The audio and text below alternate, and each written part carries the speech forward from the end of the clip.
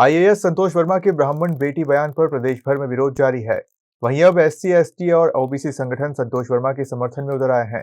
राजधानी भोपाल में मीडिया से चर्चा करते हुए कहा कि बयान को तोड़ मरोड़ कर पेश किया गया है। आईएएस संतोष वर्मा के बयान को लेकर रविवार को भोपाल में एससी, एसटी, ओबीसी संगठनों की संयुक्त प्रेस कॉन्फ्रेंस हुई, जिसमें उन्होंने बयान को लेकर अपनी प्रतिक्रिया दी। जयस राष्ट्रीय अध्यक्ष एडवोकेट लोकेश मुजाल्दा ने बताया कि आईएएस संतोष वर्मा का बयान संविधान की मूल भावना सामाजिक समरसता पर आधारित था, लेकिन कुछ लोगों द्वारा उसे तोड़ मरोड़ कर देश और प्रदेश के सौहार्द को बिगाड़ने की कोशिश की गई। वहीं उन्होंने आगामी 18 जनवरी को भोपाल में संविधान बचाओ, आरक्षण बचाओ जन आक्रोश महाजन आंदोलन करने की बात कही है। जी, मैं जय आदिवासी युवा शक्ति जयस का राष्ट्रीय अध्यक्ष एडवोकेट लोकेश मुजाल्दा। आज की हमारी जो प्रेस वार्ता है ये एसटी, एससी, ओबीसी के तमाम सामाजिक संगठनों की संयुक्त प्रेस वार्ता है। इस प्रेस वार्ता में हम लोग अजाक्स के प्रांताध्यक्ष आईएएस संतोष वर्मा जी द्वारा जो बयान दिया गया था उस बयान का समर्थन करते हुए यह प्रेस वार्ता का आयोजन कर रहे हैं। और हम लोग ये कहना चाहते हैं कि आईएएस संतोष वर्मा जी ने जो बयान दिया वो संविधान की मूल भावना सामाजिक समरसता पर आधारित था, समानता पर आधारित था। उसी उद्देश्य से उन्होंने जो बयान दिया था, लेकिन कुछ लोगों द्वारा उस बयान को तोड़ मरोड़ कर पेश करके जिस प्रकार से देश और प्रदेश का सौहार्द बिगाड़ने की कोशिश की गई है, यह निंदनीय है। हम लोग उसी के आगे बढ़ाते हुए हम लोग 13 दिसंबर 2025 को पूरे प्रदेश भर और देश भर में ब्लॉक, तहसील और जिला स्तर पर आईएएस संतोष वर्मा जी के समर्थन में हम लोग ज्ञापन दे रहे हैं तमाम एसटी, एससी, ओबीसी के सामाजिक संगठनों द्वारा। इसी के साथ भोपाल में 18 जनवरी 2026 को हम लोग एक संविधान बचाओ जन आक्रोश महा आंदोलन की तारीख का ऐलान करते हैं।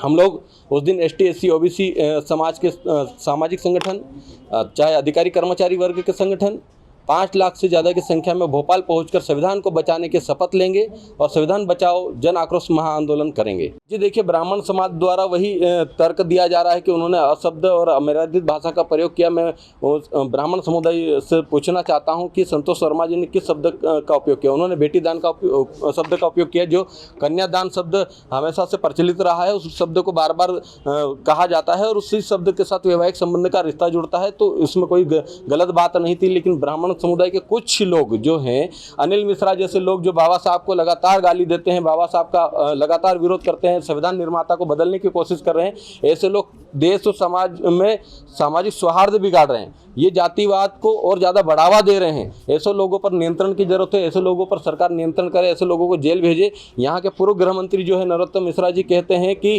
आप संतोष वर्मा जी को हम लोग देख लेंगे। ये देख लेंगे वाली भाषा गुंडागर्दी वाली भाषा है, गुंडागर्दी कर रहे हैं, जबकि आप प्रदेश के गृह मंत्री रह चुके हैं। उनके मुंह से ऐसी भाषा शोभनीय नहीं होती है। उस बात पर उनको खंडन करना चाहिए, नहीं तो हम लोग एसटी, एससी, ओबीसी समुदाय के लोग आज पहल कर चुके हैं। आज हमारे बीच में ओबीसी महासभा के साथी बैठे हैं, अहिरवार समाज के साथी बैठे हैं, मांझी समाज संगठन के साथी बैठे हैं, कहार समाज संगठन के साथी बैठे हैं, तमाम साथी यहाँ पर मौजूद हैं और एक ही सुर में एक ही बात कह रहे हैं कि हम संविधान बचाने के लिए संकल्पित हैं और संविधान बचाने वाली इस मुहिम में हम लोग आगे काम करेंगे और संविधान विरोधियों को मुंह तोड़ जवाब देंगे।